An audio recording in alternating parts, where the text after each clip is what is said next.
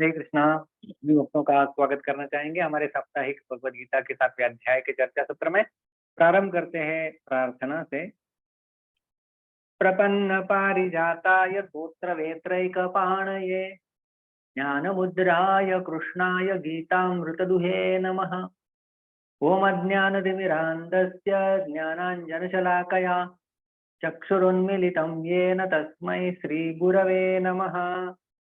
नमः ओं विष्णुपादाय कृष्णप्रेष्ठाय भूतले श्रीमते भक्तिवेदांत स्वामीन इति नामिने। नमस्ते सारस्वते देवे गौरवाणी प्रचारिणे निर्विशेष शून्यवादी पाश्चात्य देशतारिणे। जय श्री कृष्ण चैतन्य प्रभु नित्यानंद श्री अद्वैत गदाधर श्रीवासादि गौर भक्त वृंद। हरे कृष्ण कृष्ण कृष्ण हरे हरे, हरे राम राम राम हरे हरे। हरे कृष्णा। तो हम हमारे पिछले सत्र में हमने गीता के 7वें अध्याय के 15वें श्लोक के ऊपर चर्चा की थी। नमामृतस्मृति नो मूढ़ा प्रपद्यन्ते नराधमाः माययापहृत ज्ञाना आसुरं भावमाश्रिताः। तो भगवान ने बताया था दुष्कृतिनः, जो दुष्कृति है, जो दुष्कृत्य करते हैं ऐसे लोग, उनके 4 गुण हमने देखे थे। दुर्गुण कहिए जो भी। मूढ़ाः मूर्ख लोग, नराधमाः मनुष्यों में सबसे अधम, माया अपहृत ज्ञानाः जिनके ज्ञान का अपहरण माया द्वारा किया गया है, और आसुरम भावमाश्रिताः जिन्होंने आसुरी भाव का अंगीकार कर लिया है। माम न प्रपद्यन्ते वे मेरी शरण नहीं ग्रहण करते हैं। और हमने देखा था कि किस प्रकार से दुष्कृतिनः यानी दुष्कृत्य करने वाले, श्रीधर स्वामी बताते हैं इनका अर्थ होता है पापशीलाः, जो पाप कार्यों में सदैव रत रहते हैं ऐसे लोग, ये है दुष्कृतिनः। माम न प्रपद्यन्ते, उनके बारे में क्या कहा गया है कि वो मेरी शरण नहीं लेते हैं। क्यों नहीं लेते हैं? तो सर्वप्रथम है मूढ़ाः, वो मूर्ख लोग हैं। श्रीधर स्वामी बताते हैं विवेक शून्याः, उनमें विवेक नहीं है। किस बात का विवेक नहीं होता है? क्या मनुष्य जन्म के लिए श्रेष्ठतर है, वो विवेक नहीं रहता है। इसलिए पशुओं की भांति निपट मूर्ख ये लोग मूढ़, जो केवल भौतिक इंद्रिय सुख के लिए कठिन श्रम करते हैं, जो कि पशुओं के लिए भी उपलब्ध है। हमने तो उपदेश से उस श्लोक के ऊपर चर्चा की थी। आहार निद्रा भय मैथुनम च सामान्य में पशुभेद नरानाम। आहार निद्रा भय और मैथुन, ये चारों चीजें समान रूप में पाई जाती है मनुष्य और पशुओं में। लेकिन मनुष्यों में एक विवेक बुद्धि होती है। विवेक के माध्यम से मेरे लिए क्या अच्छा है क्या बुरा है वो उन्हें ढूंढना होता है। लेकिन वो यदि नहीं करते तो वो पशु भी समानाः, उन्हें पशु ही कहा जाता है। इसलिए तमोगुण के अधिकता होने से सार असार, नित्य अनित्य, सत असत, ग्राह्य त्याज्य, कर्तव्य अकर्तव्य आदि की तरफ ध्यान न देने वाले भगवत विमुख मनुष्य जो है, उन्हें भगवान मूढ़ कह रहे हैं। नराधमाः, जो मनुष्य में सबसे अधम। क्यों? क्योंकि वे मनुष्य जो भगवान से विस्मृत संबंधों को पुनः जागृत करने के सुअवसर को खो देते हैं, उन्हें नराधम कहा जाता है। और माया अपहृत ज्ञाना, माया के द्वारा जिनके ज्ञान को हर लिया जाता है, हरण हो गया है, वे है भ्रमित चिंतक। वे भगवान को साधारण मनुष्य ही समझते हैं माया के प्रभाव के कारण। और आसुरम भावम आश्रिताः, जिन्होंने आसुरी भाव का आश्रय लिया है, वे लोग आसुरी नास्तिक, जो कि भगवान से द्वेष करने वाले होते हैं। और आसुरी भाव का वर्णन हमने देखा था गीता के 16वें अध्याय में, इसका वर्णन आता है। आसुरी भाव कौन सा होता है? दंभो दर्पो अभिमानश्च क्रोधः पारुष्यमेव च अज्ञानं चाभिजातस्य पार्थ संपदम आसुरीम। भगवान बताते हैं कि ये आसुरी संपदाएं हैं। दंभ, दर्प, अभिमान, क्रोध, मैं ही करता हूं यह भाव, अज्ञान, ये सारी आसुरी संपदाएं हैं। और यदि हमें आसुर भाव का आश्रित व्यक्ति देखना है तो श्रीमद् भागवत में हमें मिलता है, और वो है हिरण्यकशिपु, जो कि भगवान का द्वेष करते थे और भगवान को मारने के लिए और भगवान के श्रेष्ठ भक्त, उनके खुद के पुत्र प्रहलाद, इनको भी मारने के लिए कई सारी चेष्टाएं उन्होंने की। ये है आसुर भाव। और उसी प्रकार से प्रहलाद जब अपने मित्रों को उपदेश देते हैं, अपने स्कूल में जब वो जाते थे गुरुकुल में वहां पढ़ने के लिए, तो मित्रों के साथ चर्चा करते हुए इसी आसुर भाव को छोड़ने के लिए प्रहलाद जी कहते हैं, श्रीमद् भागवत ये वही 7वें स्कंद में, तस्मात् सर्वेषु भूतेषु दयां कुरुत सौहृदम भावम आसुरमुच्च यया तुश्चत्यदोक्षजः। तस्मात् सर्वेषु भूतेषु दयाम कुरुत सौहृदम, इसलिए सारे जीवों के प्रति दया भाव हमारे हृदय में होना चाहिए, उनकी मित्रता उनके प्रति होनी चाहिए। और भावम आसुरम उन्मुच्च, ये आसुरी भाव को त्यागने के लिए वो कहते हैं, यया जिसके द्वारा क्या हो सकता है, तुष्यति अधोक्षज, भगवान अधोक्षज जो है वो उनको हम लोग जो है वो तुष्ट कर सकते हैं, संतुष्ट कर सकते हैं। तो इस प्रकार से ये लोग दुष्कृतिनः, जो भगवान को शरणागत नहीं होते, उनके बारे में भगवान ने कहा इस 15वें श्लोक में, दुष्कृति करने वाले मनुष्य मेरी शरण नहीं लेते हैं। तो यदि हम पूछे, या अर्जुन के मन में प्रश्न आया होगा, तो फिर कौन है जो शरण लेता है आपकी? ये तो लोग नहीं लेते शरण, दुष्कृति करने वाले। तो कौन है जो आपकी शरण ग्रहण करता है? इसका उत्तर भगवान 16वें श्लोक में देते हैं। श्लोक इस प्रकार से है, चतुर्विधा भजन्ते माम जनाः सुकृतिनोऽर्जुन आर्तो जिज्ञासुरर्थार्थी ज्ञानी च भरतर्षभ। तो इस श्लोक का पद विभाग और संधि हम लोग देखेंगे।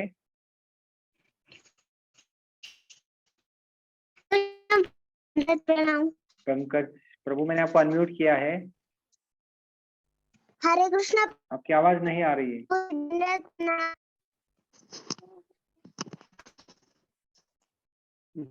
हरे कृष्णा प्रभु जी, पंकज दंडवत को आपकी प्रणाम। आवाज नहीं आ रही है। हरे कृष्णा प्रभु जी, दंडोत प्रणाम।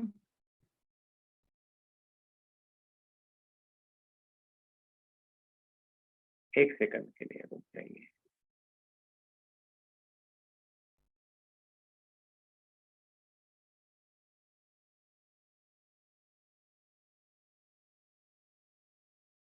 पंकज प्रभु, हरे कृष्णा। दंडोत प्रणाम। हरे कृष्णा। हरे कृष्णा। हरे कृष्णा प्रभु जी। आ रही आवाज आ रही है अभी आपकी। हरे कृष्ण प्रभु जी, दंडवत प्रणाम। हरे कृष्णा गौरांगी। एक एक शब्द मेरे पीछे बोलेंगे सब।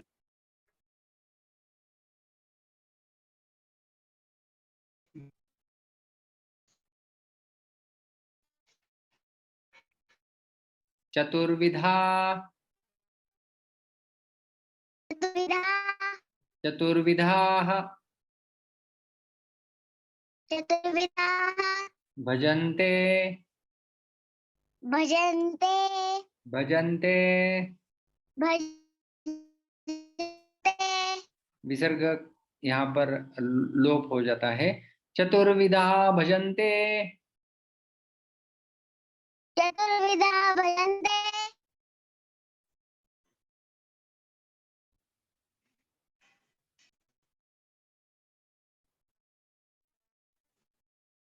माम माम माम माम जनाः जनाः जनाः जनाः सुकृतिनः सुकृतिनः सुकृतिनः सुकृतिनः अर्जुन अर्जुन अर्जुन। विसर्ग यहाँ पर ओ में परिवर्तित हो जाता है। दो प्रकार की संधि यहाँ पे होती है। सुकृतिनोर्जुन सुकृतिनोऽर्जुन आर्तः आर्तः आर्तः आर्तः जिज्ञासुः जिज्ञासुः जिज्ञासुः जिज्ञासुः अर्थार्थी अर्थार्थी अर्थार्थी अर्थार्थी संधियुक्त यहाँ पर रेफ में परिवर्तित हो जाता है दोनों जगह विसर्ग। आर्तो जिज्ञासुरर्थार्थी आर्तो जिज्ञासुरार्थी ज्ञानी ज्ञानी ज्ञानी ज्ञानी च च च च भरतर्षभ भरतर्षभ भरतर्षभ। भरतर्षभ पूर्ण श्लोक बोलेंगे एक एक पाठ के साथ। बोलिए। चतुर्विधा भजन्ते माम चतुर्विधा भजन्ते माम् जनाः सुकृतिनोऽर्जुन जना आर्तो जिज्ञासुरर्थार्थी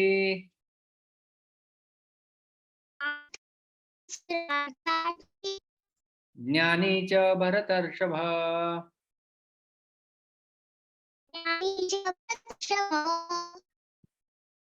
धन्यवाद। हरे कृष्ण प्रभु हरे जी कृष्ण पंचांग हरे कृष्ण प्रभु जी पंचांग प्रणाम। हरे कृष्ण माता जी। चतुर्विधा भजन मेरे पीछे बोलिए। चतुर्विधा भजन्ते माम चतुर्विधा भजन्ते माम जनाः सुकृतिनोऽर्जुन जना सुकृतिनोऽर्जुन आर्तो जिज्ञासुरर्थार्थी आर्तो जिज्ञासुरर्थार्थी ज्ञानी च भरतर्षभ। ज्ञानी च भरतर्षभ। उत्तम। हरे कृष्ण प्रभु जी पंचांग। तो अभी हम लोग जो है इस श्लोक का अन्वय देखेंगे। तो ये हो गया पद विभाग संधि। अभी हम लोग अन्वय देख रहे हैं। तो भगवान कह रहे अर्जुन से, हे अर्जुन, हे अर्जुन, भगवान अर्जुन का तो नाम ही है अर्जुन, और भरतर्षभ, भरत वंशों में सर्वश्रेष्ठ हे अर्जुन, चतुर्विधाः, चार प्रकार के, सुकृतिनः, जो सुकृति करने वाले पुण्यात्माएं हैं, जनाः, वे लोग, माम भजन्ते, मेरा भजन करते हैं, मेरी शरणागत स्वीकार करते हैं।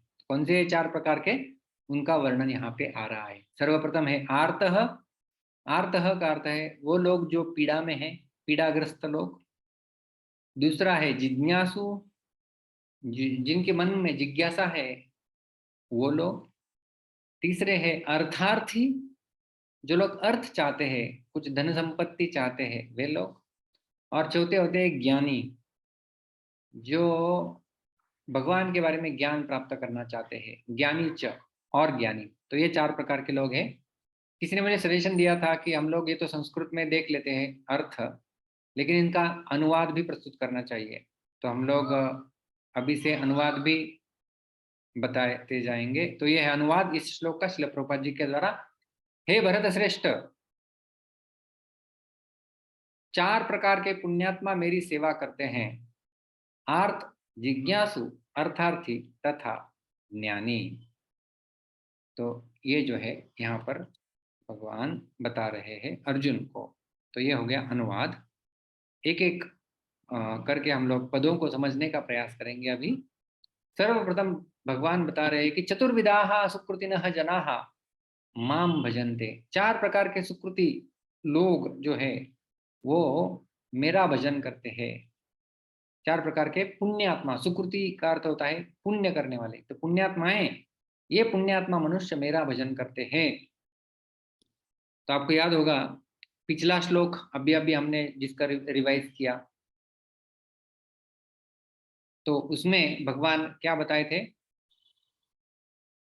उसमें भगवान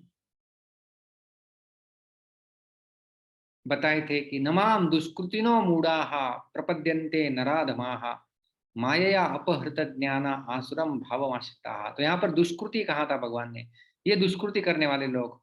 और आज के श्लोक में भगवान कहते हैं चतुर्विधा सुकृतिनः जनाः माम भजन्ते। तो दुष्कृति पिछले श्लोक में कहा था, जो दुष्कृत्य करते हुए है, पापात्मा पापशीलाहा, हमने उसका अर्थ देखा था। और आज के श्लोक में भगवान कहते हैं 16वें श्लोक में, सुकृतिनः, ऐसे पुण्यात्मा लोग। तो पापी लोग और उसके विपरीत पुण्यात्मा लोग, दुष्कृतिनः वर्सेस सुकृतिनः। तो पूर्व श्लोक में जो दुष्कृतिनः पद से भगवान में न लगने वाले मनुष्यों की बात आई थी, और अब यहाँ पर जो है वो सुकृतिनः पद से भगवान में लगने वाली मनुष्यों की बात भगवान कह रहे हैं। तो दुष्कृतिनः पिछले श्लोक में कहा था जो भगवान की शरण नहीं जाते हैं, और सुकृतिनः जो भगवान की शरण जा रहे हैं। तो ये सुकृतिनः क्या होता है? तो सुकृतिनः का अर्थ बताया जाता है, वे पुण्यात्मा होते हैं सर्वप्रथम जो शास्त्रों के सिद्धांतों का, सामाजिक और नैतिक नियमों का, और साथ साथ वर्णाश्रम धर्म का पालन करते हैं, और उसके साथ साथ भगवान श्री कृष्ण की उपासना करते हैं। उन्हें सुकृतिनः कहा जाता है। ये सारे नियमों का पालन करते हैं, शास्त्रों के सिद्धांतों का पालन करते हैं, वर्णाश्रम धर्म का पालन करते हैं। यह है सुकृतिनः, पुण्यात्मा लोग ये। और अभी उनके 4 प्रकार भगवान बताते हैं, चतुर्विधा, ये 4 प्रकार के होते हैं।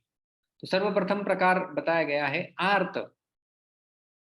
आर्त, आर्त का अर्थ होता है ऐसे लोग जो पीड़ित है, दुखी है, उन्हें कहा जाता है आर्त। तो जब प्राण संकट आने पर, कुछ आपत्ति आने पर, मन के प्रतिकूल घटना घटने पर जो दुखी होकर अपना दुख दूर करने के लिए, अपने दुख का निवारण करने के लिए जो भगवान को पुकारते हैं, और दुखों को दूर करना केवल भगवान से ही चाहते हैं, दूसरे किसी उपाय को काम में नहीं लाते, वे आर्त भक्त कहलाते हैं। तो ये जो 4 प्रकार के लोग अभी हम जो चर्चा करने जा रहे हैं, वे सारे चारों भक्त ही है, भक्त ही है। जो भी भगवान की शरणागति ग्रहण कर लेता है वो भक्त हो जाता है। लेकिन ये लोगों के लिए भक्ति जो है वो द्वियम है, प्राथमिक नहीं है। जैसे मैं भोजन की थाली ग्रहण की है, भोजन की थाली में चपाती, सब्जी, दाल, भात, ये सब लिया हुआ है, ये प्रमुख घटक है। और उसके साथ साथ मैंने थोड़ा सा अचार, थोड़ा सा पापड़ ले लिया है, तो वो द्वियम घटक है भोजन के, वो नहीं रहे तो भी भोजन हो सकता है। तो द्वियम स्थान दिया जाता है उन पदार्थों को। तो इसी प्रकार से ये जो 4 प्रकार के लोग यहाँ पर वर्णन किए गए हैं, उनके लिए भक्ति करते हैं वो लोग, लेकिन कुछ उद्देश्य की पूर्ति के लिए वो भक्ति कर रहे हैं। भक्ति का उनके जीवन में द्वियम स्थान है, प्राथमिक स्थान नहीं है। तो जैसे पहला ये हम लोग जो श्रेणी देख रहे हैं, आर्त, जब पीड़ा आ जाती है, जैसे हम लोग दोहा भी है ना एक सुनते हैं, दुख में स्मरण सब करे, सुख में करे न कोई। दुख आ जाता है तो भगवान की याद आ जाती है। अभी ये लोग ऐसे हैं, इसलिए इन्हें सुकृति ना कहा गया है। दुख आएगा तो करेंगे क्या?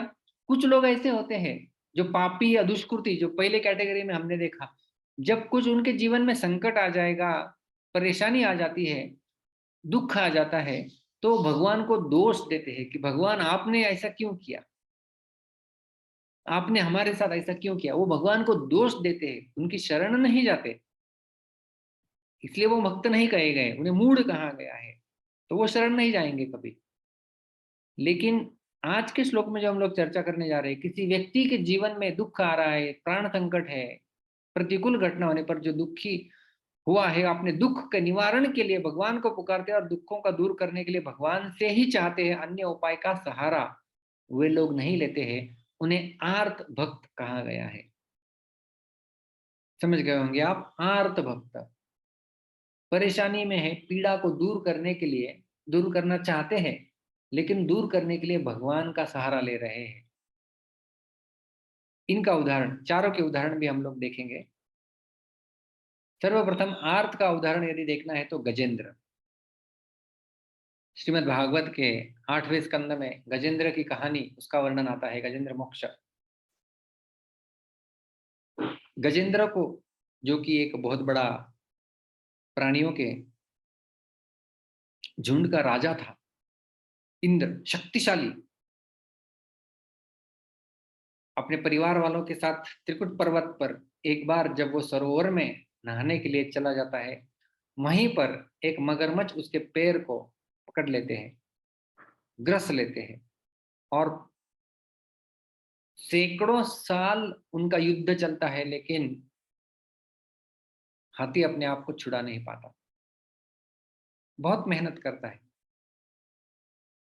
बहुत बलशाली भी था, लेकिन क्योंकि जल के अंदर था तो उसकी शक्ति क्षीण होती जाती थी, और मगरमच्छ क्योंकि वो जल के अंदर था, तो वो जल का ही प्राणी है, तो उसकी शक्ति बढ़ रही थी दिन ब दिन। तो शक्ति क्षीण हो गई, अपना रक्षण नहीं कर पाया, तो उसे एकमात्र उपाय सूझता है कि वो वहीं से एक कमल को उठा लेता है, जैसे आप इस चित्र में देख रहे हैं, और भगवान को अर्पण करता है कि यदि कोई भगवान है पूर्ण पुरुषोत्तम तो वो आके मेरी रक्षा करे। और भगवान वहां पर आ जाते हैं उनकी रक्षा करने के लिए, और रक्षा करते भी हैं। तो ये आर्त भक्त का उदाहरण है कि जब कोई संकट आ गया है तब उन्हें भगवान का स्मरण हो आता है। दूसरा श्रेणी बताते हैं भगवान जिज्ञासु। जिज्ञासु तो ये ऐसा व्यक्ति होता है जिसमें अपने स्वरूप को, भगवत तत्व को जानने की इच्छा जागृत हो जाती है, और वास्तव में मेरा स्वरूप क्या है, भगवत तत्व क्या है, ये प्रश्न वो पूछता है, वे जिज्ञासु भक्त कहलाते हैं। तो जिज्ञासा हो रही है, मैं कौन हूं, मेरा स्वरूप क्या है, भगवान कौन है, भगवान का तत्व क्या होता है, गुरु ये क्या चीज है, गुरु तत्व क्या होता है। वैसे तत्वों के बारे में वो प्रश्न पूछना चाहता है, उसके बारे में जिज्ञासा उसके मन में जागृत हो गई है, और वो भगवान के शरणागत हो जाता है, वो है जिज्ञासु, दूसरा श्रेणी का व्यक्ति। और इनका यदि हमें उदाहरण देखना चाहते हैं तो शौनकादि ऋषि, जो श्रीमद् भागवत के प्रथम स्कंद में वर्णन आता है, शौनकादि ऋषि, ये सारे जिज्ञासु श्रेणी के भक्त थे। वो नैमिषारण्य में एकत्रित होके सूत गोस्वामी से प्रश्न पूछते हैं। तो ये है जिज्ञासु श्रेणी के भक्त, शौनकादि ऋषि। इनके मन में जिज्ञासाएं थी, प्रश्न थे, और उन प्रश्नों को उन्होंने पूछा। तीसरे श्रेणी के आते हैं भक्त, वो है अर्थार्थी। संयुक्त शब्द है अर्थ, अर्थी। अर्थ तो हम लोग जानते हैं, धन संपत्ति आदि, पैसा इत्यादि। तो जिनको धन संपत्ति, वैभव आदि की इच्छा हो जाती है, परंतु उसको वे केवल भगवान से ही चाहते हैं, दूसरों से नहीं, ऐसे भक्त अर्थार्थी भक्त कहलाते हैं।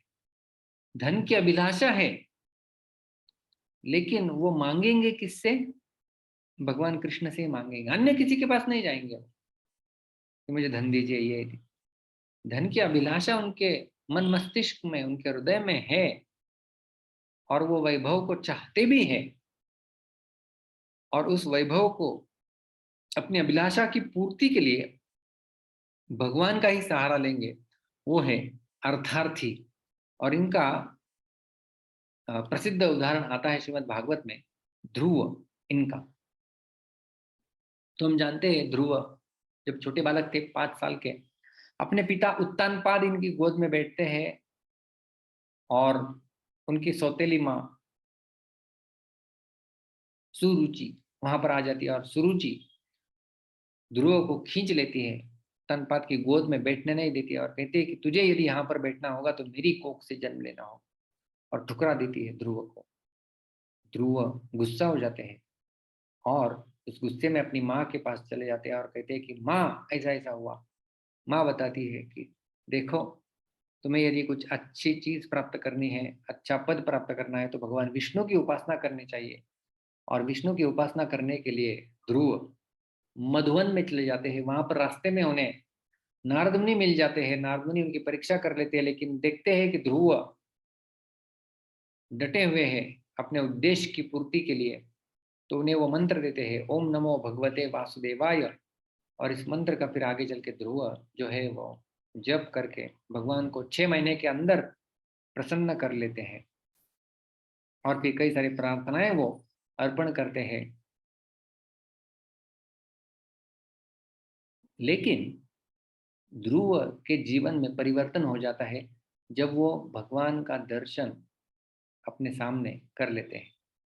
स्थानाभिलाषी तपसि स्थितो हम त्वं प्राप्तवान देव मुनीन्द्र गुह्यम काचन विचिन्वन् अपि दिव्य रत्नन स्वामिन कृतार्थोस्मि वरम न याचे। ध्रुव क्या कहते हैं? ध्रुव के जीवन में परिवर्तन हो गया है क्योंकि भगवान का दर्शन कर लिया है साक्षात। अभी स्थानाभिलाषी, स्थान का मैं अभिलाषी था, क्या चाहिए था उन्हें? स्थान। किस अभिलाषा से उन्होंने विष्णु की उपासना की थी कि मेरे पिता उत्तानपाद और उनके साथ साथ उनके परम पिता मनु, उनके परम पिता ब्रह्मा, उनसे भी अधिक श्रेष्ठ पद चाहिए। स्थानाभिलाषी, इसलिए तपस्वी स्थितो हम, तपस्या करने के लिए मैं लग गया था। और त्वाम प्राप्तवान, आपको मैंने अभी प्राप्त कर लिया है। देव मुनीन्द्र गुह्यम, देवता मुनिगण, इनको भी प्राप्त करना आपको मुश्किल होता है, असंभव होता है, उन्हें मैंने अभी प्राप्त कर लिया है। और वो क्या कहते हैं? काचम विचिन्वन अपि दिव्य रत्नम, मैं कांच के टुकड़ों को ढूंढने के लिए निकला था, लेकिन अभी मुझे दिव्य रत्न मिल गया है आपका दर्शन के रूप में। स्वामी, हे स्वामी, कृतार्थोस्मि, मैं भी कृतार्थ हो गया हूँ। वरम न याचे, मैं भी कुछ मांगता नहीं हूँ आपसे, कुछ नहीं चाहिए। भगवान कहते हैं जी नहीं, आपकी इच्छा थी, आप अर्थार्थी होके मेरे पास आए थे, तो उसकी पूर्ति तो आपको जरूर होगी। और फिर ध्रुव महाराज को इस प्रकार से पद प्रदान किया। आज भी हम लोग देखते हैं ध्रुव तारा, तो ध्रुव को एक अचल पद भगवान ने प्रदान कर दिया।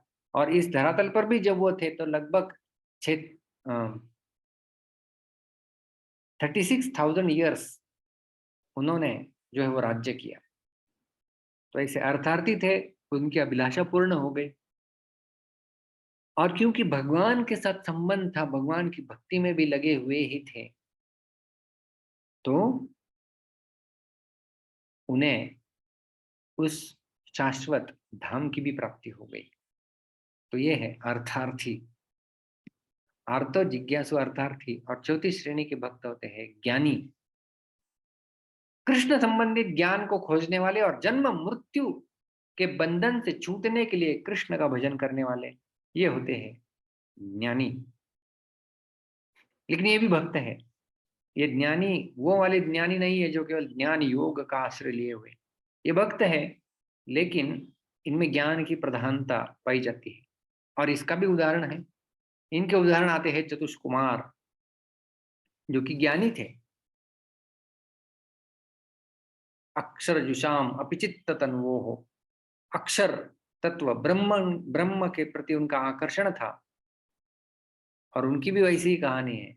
जब वो वैकुंठ के द्वार पर थे, वहां पर भगवान विष्णु के चरण कमलों पे अर्पित तुलसी का जब उन्होंने सुगंध ले लिया, उसके पश्चात उनके जीवन में क्रांति हो गई और वो भगवान के बड़े भक्त बन जाते हैं। तस्यारविंद नयनस्य पदारविंद किंजल्क मिश्र तुलसी मकरंद वायु अंतर्गतः स्वविवरेण चकार तेषां संक्षोभमक्षरजुषाम् अपिचित्त तन्वोः। तस्य अरविंद नयनस्य, ऐसे भगवान जिनके कमल के समान नेत्र है, पदारविंद, जिनके चरण कमलों में किंजल्क मिश्र तुलसी मकरंद वायु, ऐसी तुलसी अर्पण की गई है जिसमें केसर मिश्रित है, चंदन मिश्रित है, उसकी सुगंध उनके नासिकाओं में प्रवेश कर गई। और जैसे उन्होंने सुगंध लिया, उनके रुचित्त में, उनके हृदय में क्रांति हो गई और ब्रह्मांड से हटकर उनका चित्त भगवान में लग गया। लेकिन वो ज्ञानी भक्त है, ज्ञान की कैटेगरी में आते हैं। वो उस प्रकार से सर्वप्रथम अक्षर तत्व के जानकारी रखना चाहते थे। इन चारों के बारे में श्रील प्रभुपाद जी अपने तात्पर्य में लिखते हैं। ये सारे लोग कौन से? ये 4 प्रकार के सारे लोग विभिन्न परिस्थितियों में परमेश्वर की भक्ति करते रहते हैं, किंतु शुद्ध भक्त नहीं है।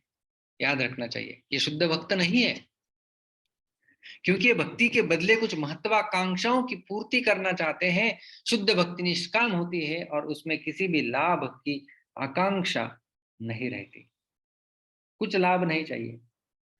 निष्काम, कृष्ण भक्त निष्काम अतएव शांत। कुछ कामना नहीं होती है शुद्ध भक्त के हृदय में, और किसी लाभ की आकांक्षा भी नहीं होती है उसके हृदय में, इसलिए वो शुद्ध भक्त है। ये जो 4 श्रेणी हम लोग देखे वो भी भक्त है, लेकिन वो शुद्ध भक्त नहीं है, वो मिश्रित भक्त है। जैसे होता है ना शुद्ध दूध, दूध के अंदर यदि पानी मिश्रित कर दिया जाएगा तो वो जल मिश्रित दूध कहा जाएगा, वो शुद्ध दूध नहीं कहा जाएगा। आ रहा है समझ में? शुद्ध दूध जिसमें कुछ मिश्रण नहीं है वो है शुद्ध दूध। लेकिन जब कोई उसमें चूने का पानी या सादा जल मिश्रित कर देते तो वो जल मिश्र दूध कहा जाएगा। उसी प्रकार से ये जो 4 श्रेणियां हम लोग देख रहे हैं, तो उसमें जो पहली 3 श्रेणियां हैं, आर्त, जिज्ञासु और अर्थार्थी, ये कर्म मिश्र भक्ति कहलाती है। कर्म मिश्र भक्ति, जैसे हम लोग देख रहे हैं ना, जल मिश्रित दूध, दूध है लेकिन उसके अंदर जल मिश्रित किया गया है, तो जल मिश्रित दूध। उसी प्रकार से आर्त, जिज्ञासु, अर्थार्थी ये भगवान की भक्ति में लगे हुए हैं, लेकिन वो भक्ति किस प्रकार की है? कर्म मिश्र भक्ति उसे कहा जाता है। और ज्ञानी, वो ज्ञान मिश्र भक्ति कहलाई जाती है। भक्ति है लेकिन मिश्रित है, तो वो ज्ञान मिश्र भक्ति कही गई। तो ये है मिश्रित भक्ति, कुछ ना कुछ उसमें मिश्रण है। एक होती है योग मिश्र भक्ति, उसमें योग का भी मिश्रण हो जाता है। तो ऐसे मिश्रण जब होता है तब उसे शुद्ध नहीं कहा जाता। शुद्ध भक्ति क्या होती है? जैसा हमने देखा अभी तात्पर्य में श्रील प्रभुपाद जी के, वो निष्काम, कुछ स्वयं के लिए स्वार्थी कामना नहीं होती है, वो होती है निष्कामता। और भक्ति रसामृत सिंधु को श्रील प्रभुपाद जी इसी तात्पर्य में कोट करते हुए रूप गोस्वामी द्वारा लिखित जो ये ग्रंथ है उसमें शुद्ध भक्ति या केवला भक्ति जिसे कहा जाता है उसकी परिभाषा दी गई है। शुद्ध भक्ति कही है ये, केवला भक्ति, एक भक्ति, अनन्य भक्ति, उत्तमा भक्ति, ऐसे इनके नाम है अलग अलग अलग। अन्याभिलाषिता शून्यम ज्ञान कर्माद्यनावृतम आनुकूल्येन कृष्णानुशीलनम भक्तिरुत्तमा। ये उत्तमा भक्ति की परिभाषा है। क्या है उत्तमा भक्ति? अन्य अभिलाषिता शून्यम, अन्य कोई अभिलाषा हृदय के अंदर नहीं है। स्वार्थ अभिलाषा, मुझे ये चाहिए, मुझे वो चाहिए, ये पीड़ा से दूर होना है, कुछ अभिलाषा ही नहीं। अन्य अभिलाषिता शून्यम, शून्य हो गई अन्य अभिलाषिता। और उसके साथ साथ मिश्रण नहीं है कुछ, ज्ञान कर्म आदि अनावृतम, आवृत नहीं है वो भक्ति। किसके द्वारा? ज्ञान के द्वारा और कर्म आदि योग के द्वारा वो आवृत नहीं है। जैसे हम लोग देखे ना कर्म मिश्र भक्ति और ज्ञान मिश्र भक्ति, तो वैसे कुछ भी मिलावट, कुछ भी मिश्रण नहीं है। और उसके साथ साथ अनुकूलेन, अनुकूल भाव से भगवान का स्मरण होता है। प्रतिकूल भाव से भी स्मरण हो सकता है। आप पूछेंगे ऐसा कैसे, प्रतिकूल भाव में कौन स्मरण करता है भगवान का? जी हाँ, क्या कंस ने किया था। कंस ने भी भगवान का स्मरण किया था, लेकिन वो प्रतिकूल भाव में किया था, इसलिए वो भक्त नहीं कहे जाएंगे। कंस भी स्मरण करता था क्योंकि आकाशवाणी हुई थी कि तुम्हें मारने वाला देवकी का 8वां गर्भ तुम्हारे मृत्यु का कारण बनेगा। जैसे हो गई थी तब से कृष्ण कृष्ण कृष्ण चिंतन करते रहते थे कंस। जब भी कोई देखते थे छोटा बालक तो उन्हें कृष्ण का स्मरण हो आता था। सोते हुए कृष्ण, जागते हुए कृष्ण कृष्ण कृष्ण कृष्ण, ऐसा मन मानो उद्विग्न हो गया था और सतत स्मरण हो रहा था भगवान का। लेकिन उसे भक्ति नहीं कही जाएगी क्योंकि अनुकूल भाव नहीं है, प्रतिकूल भाव है। तो अनुकूलेन और उसके साथ साथ कृष्ण अनुशीलनम भक्तिरुत्तमा, भगवान कृष्ण और उनके भक्त उनका अनुशीलन करते हुए की जाए, वो है भक्तिरुत्तमा, जिसे कहते हैं अहेतुकी अप्रतिहता भक्ति। अहेतुकी, बिना किसी हेतु के, कुछ हेतु नहीं है, और अप्रतिहता, कुछ व्यवधान नहीं है उसके अंदर, कोई रोक टोक नहीं है भक्ति के अंदर, अनन्य भक्ति। तो ये होती है शुद्ध भक्ति, केवला भक्ति, अनन्य भक्ति, एक भक्ति या उत्तमा भक्ति। ये अलग अलग उत्तमा भक्ति के परिभाषाएं हैं या शब्द है। गीता में भी अलग अलग जगहों पर भगवान ने शुद्ध भक्ति की चर्चा की है। तो आज का जो श्लोक हम लोग देख रहे हैं, चतुर्विधा भजन्ते माम जनाः सुकृतिनो अर्जुन, उसमें जो है वो भगवान हमें क्या बता रहे हैं? इसमें भगवान हमें ये मिश्रित भक्ति के बारे में बता रहे हैं। जो कर्म मिश्र भक्त है उनकी 3 श्रेणियां, ज्ञान मिश्र भक्त उनकी 1 श्रेणी, लेकिन ये शुद्ध भक्ति नहीं है। तो कहां पर भगवान ने शुद्ध भक्ति या उत्तमा भक्ति या केवला भक्ति का उपदेश दिया है अर्जुन को? तो सर्वप्रथम 8वें अध्याय में भगवान बताते हैं, अनन्य चेता सततम यो माम स्मरति नित्यशः तस्याहं सुलभः पार्थ नित्ययुक्तस्य योगिनः।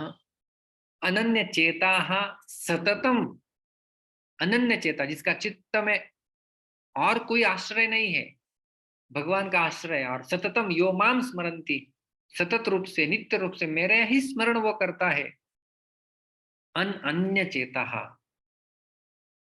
अन्य का अर्थ होता है दूसरा कोई, अन्य मतलब दूसरा कोई भी नहीं, दूसरे किसी का नहीं, लेकिन माम स्मरन्ति, वो मेरा स्मरण करता है, वो शुद्ध भक्ति है। और भगवान आगे बताते हैं, 9वें अध्याय में भी इसका वर्णन आता है, 13वें श्लोक में, महात्मानस्तु मां पार्थ दैवीं प्रकृतिमाश्रिताः भजन्ति अनन्य मनसो ज्ञात्वा भूतादिमव्ययम्। ऐसे महात्मा लोग जो दैवी प्रकृति का आश्रय लिए हैं, देखिए अनन्य शब्द यहाँ पर भी आया है, अनन्य भक्ति, अन्य दूसरे किसी का नहीं, भजन्ति उस प्रकार से, उस अनन्य भाव से वो भगवान के भजन में लगे रहते हैं, वो है अनन्य मनस भक्त। और एक जगह भगवान उत्तमा भक्ति, शुद्ध भक्ति के बारे में बताते हैं, इसी 9वें अध्याय में, अनन्याश्चिन्तयन्तो मां ये जनः पर्युपासते तेषां नित्याभियुक्तानां योगक्षेमं वहाम्यहम्। अनन्याश्चिन्तयन्तो मां, अन्य भाव से जो मेरा चिंतन में लगे रहते हैं, और केवल चिंतन नहीं, माम परि उपासते, मेरी उपासना भी करते हैं, मेरी भक्ति में लगे हुए हैं, वो शुद्ध भक्त है। नित्य अभियुक्ता नाम, वह नित्य रूप से युक्त है, एंगेज्ड है, योगक्षेमम वहाम्यहम्, उनका भार मैं वहन करता हूं और उनकी सारी कमियों को मैं पूर्ण करता हूं, ऐसे भगवान आश्वासन देते हैं। तो यह है अनन्य भक्ति या शुद्ध भक्ति, जिसका गीता में भी वर्णन अलग जगहों पर हम लोग देख सकते हैं। और श्रील प्रभुपाद जी तात्पर्य में बहुत सुंदर तरीके से लिखते हैं कि जब ये 4 प्रकार के लोग परमेश्वर के पास भक्ति के लिए आ जाते हैं और शुद्ध भक्ति की संगति से जब ये पूर्णतया शुद्ध हो जाते हैं, तो ये भी शुद्ध भक्त बन जाते हैं। तो इनका भी शुद्ध भक्त बनने का चांस है, सुअवसर है। कैसे है? जब वो किसी शुद्ध भक्त के संपर्क में आ जाएंगे। इसलिए शुद्ध भक्त का संपर्क जीवन में होना अति आवश्यक होता है, क्योंकि साधारणतया इस संसार में लोग जो भगवान की भक्ति करते हैं या मंदिरों में जाते हैं, वो इन 4 में से ही एक श्रेणी में होते हैं, चतुर्विधा भजन्ते मां। तो जब वो शुद्ध भक्त की संगति में शुद्ध हो जाते हैं, तो फिर वो भी शुद्ध भक्त बन सकते हैं। तो इस प्रकार से हमने आज के श्लोक में देखा, 16वें श्लोक में भगवान कहते हैं, हे अर्जुन, हे भरतर्षभ, हे भरतवंशों में सर्वश्रेष्ठ। क्यों भरतवंशों में सर्वश्रेष्ठ? क्योंकि ये ज्ञान मैं स्वयं आपको प्रदान कर रहा हूं, इसलिए सर्वश्रेष्ठ। पिछले श्लोक में भगवान ने बताया था कि कुछ लोग हैं दुष्कृतिनः नमाम दुष्कृतिनो मूढ़ाः प्रपद्यन्ते नराधमाः मायया अपहृत ज्ञाना आश्रम भावमाश्रिताः। वो दुष्कृतिना लोग मेरी शरण नहीं ग्रहण करते हैं। तो प्रश्न आएगा, तो कौन शरण ग्रहण करते हैं? तो भगवान बताते हैं कि ये 4 प्रकार के लोग, चतुर्विधा सुकृतिनः जनाः माम भजन्ते। ये सुकृति लोग, सुकृतिनः का अर्थ होता है ऐसे लोग जो शास्त्रों के विधान का पालन करते हैं, विधि नियमों का पालन करते हैं, वर्णाश्रम धर्म का पालन करते हैं, वो पुण्यात्माएं, उन्हें सुकृतिना कहा गया है। और ये 4 प्रकार के होते हैं। सर्वप्रथम हमने देखा आर्थ, जो कि पीड़ा में है, अपने मन के प्रतिकूल परिस्थिति को प्राप्त किए है, दुखी है, उस दुख को दूर करने के लिए भगवान की शरण में चले जाते हैं, वो है आर्त। इसका कई सारे उदाहरण हम लोग शास्त्रों में देख सकते हैं। जैसे उत्तरा भी है, उत्तरा के गर्भ में राजा परीक्षित जब थे, अभी वो राजा नहीं बने, गर्भ के अंदर ही परीक्षित है। जब अश्वत्थामा ने ब्रह्मास्त्र छोड़ा था उसको गर्भ के अंदर ही नष्ट करने के लिए, तब उत्तरा भगवान को त्राहिमाम त्राहिमाम पुकारी, उनकी रक्षा के लिए उन्होंने मदद मांगी। तो ऐसे आर्त भक्त गजेंद्र का उदाहरण हमने देखा, जो पीड़ा दूर करने के लिए भगवान की शरण जाते हैं, उन्हें आर्त भक्त कहा जाता है। दूसरे श्रेणी के होते हैं जिज्ञासु, जो कि प्रश्न पूछते हैं, जिज्ञासा है जिनके हृदय में कि आत्मा क्या है, परमात्मा क्या है, भगवान क्या है, इसके बारे में जानकारी चाहते हैं, वही जिज्ञासु। जैसे शौनक आदि ऋषि, हमने उनकी चर्चा की। तीसरे होते हैं अर्थार्थी, जो अर्थ को चाहते हैं, कुछ संपत्ति, कुछ ऐश्वर्य पाना चाहते हैं अपने जीवन में, वो है अर्थ अर्थी। और इनमें हमने ध्रुव महाराज, इनका उदाहरण देखा। बिल्कुल 5 साल की आयु में वो भगवान को प्रसन्न किए, और वो इसलिए गए थे, भगवान को इसलिए प्रसन्न करना चाहते थे क्योंकि वे अपने परम पिता से भी श्रेष्ठ राज्य, उसकी प्राप्ति चाहते थे। तो ये अर्थार्थी। और आखिरी श्रेणी होती है ज्ञानी, जो कि ज्ञान रखते हैं भगवत प्राप्ति का, या भगवान के बारे में ज्ञान रखते हैं। और इसमें उदाहरण आता है चतुष्ट कुमारों का उदाहरण हमने देखा। जो चतुष्ट कुमार आखिर में भगवान के चरण कमलों में चले जाते हैं और भक्त बन जाते हैं। तो ये है ज्ञानी श्रेणी। तो ये 4 प्रभुपाद जी बताते हैं कि चारों भी शुद्ध नहीं है। पहले जो 3 श्रेणियां हैं, आर्त, जिज्ञासु, अर्थार्थी, ये जो है वो कर्म मिश्र भक्त है, और ज्ञानी जो है वो ज्ञान मिश्र भक्त है।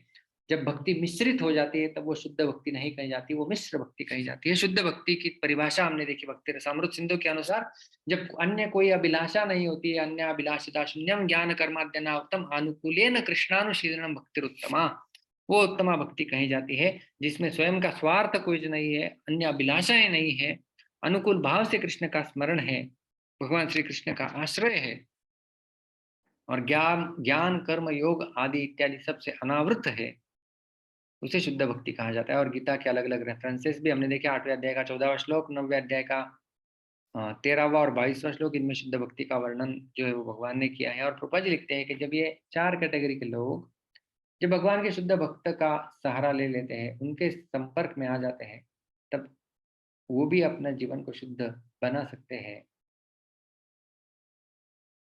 तो ये 4 श्रेणियां भगवान ने आज के इस श्लोक में बताई। लेकिन इन चारों में श्रेष्ठ कौन है? कौन है जो जिसे आप बड़ा मानते हैं?